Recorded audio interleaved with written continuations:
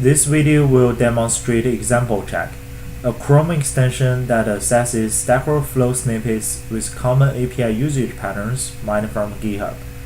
As library APIs are increasing in number and complexity, using APIs properly is becoming a key challenge in software development.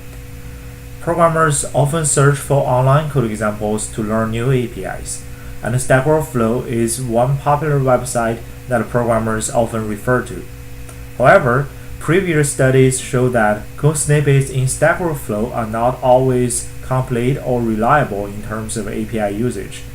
These examples can be misleading and sometimes cause program crashes when programmers follow them verbatim in software development. To help programmers easily identify the incomplete or incorrect API usage in Stack Overflow, ExampleCheck compares Stack Overflow snippets with common API usage patterns mined from 380,000 GitHub repositories.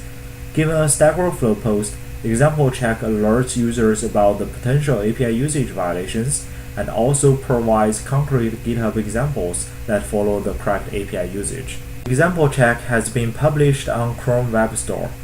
You can search it by its name, ExampleCheck, and then install it to your Chrome browser. Now I want to learn how to use the Google JSON library to read values from a JSON message. I searched online and found this related Stack Overflow question. There is one answer with a code example illustrating how to use this library. At the first sight, this post looks great. It's accepted as a correct answer, and one comment said the code has been tested and it works fine. But I also found that this method called getAsString is highlighted by ExampleCheck, indicating that there is actually an API usage violation when calling this method. So I click on it, and the pop-up window is generated with some information about this API usage violation. There is a warning message saying that we should check whether the receiver object is null before calling this getAsString method. It also quantifies that there are 119 GitHub examples that also do the same null check before calling this getAsString method. ExampleCheck also synthesizes a short snippet to demonstrate how to fix this usage violation. The variable in this fix is also named according to the corresponding variable in the original Stack Overflow snippet in order to reduce the mind gap between the original snippet and this fix.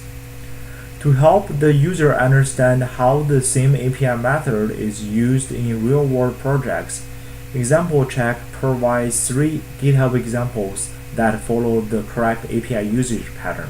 If I click on the first link, ExampleCheck redirects me to a GitHub page where the Java method that uses the same API is highlighted. And I can see that before calling this getAsString method, this example also checks whether its receiver object is null.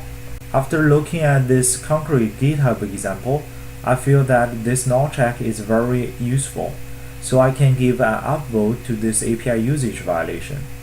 Besides me, 9 other developers also upvoted this detected violation, while 2 other users give a downvote. If I click on different pages in this pop-up window, I can see some other violations of this getAsString method call. These violations are sorted based on the vote score as well as the number of supporting GitHub examples. For instance, the second page says the user should call this isPrimitive-type method and check whether the receiver is a primitive type. It also suggests to add a try-catch block to handle the potential exceptions thrown by the getAsString method. This pattern is supported by 48 GitHub examples and upvoted by 7 users. So, to conclude, ExampleCheck is capable of reminding programmers the limitations or pitfalls in a Stack Overflow post. And by following the extra tips provided by ExampleCheck, we believe programmers can also write more complete and reliable code in terms of API usage.